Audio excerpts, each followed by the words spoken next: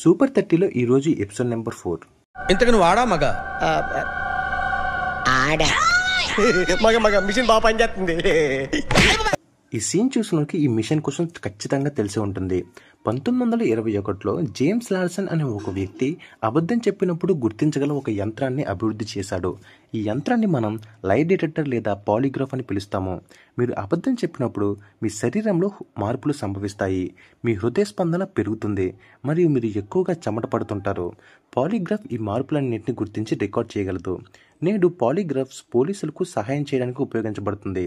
Polygraph యొక్క electrode అనుమానితుడి శరీరానికి జత చేయబడతాయి మరియు పరీక్షకుడు అతన్ని ప్రశ్నించడం ప్రారంభిస్తాడు. ఇది జరుగుతున్నప్పుడు ప్రతి సూక్ష్మ మార్పుని నమోదు చేస్తుంటారు. లై డిటెక్టర్ పూర్తిగా ఖచ్చితమైనది కాదు. చాలా వరకు పరీక్షకుడి నైపుణ్యం మీదే ఆధారపడి ఉంటుంది.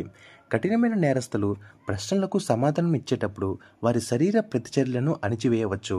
ఒక వ్యక్తి తాను అబద్ధం చెబుతున్నానని వాస్తవానికి తెలియకపోతే పాలిగ్రాఫ్ ఈ వాస్తవాన్ని గుర్తించలేకపోవచ్చు.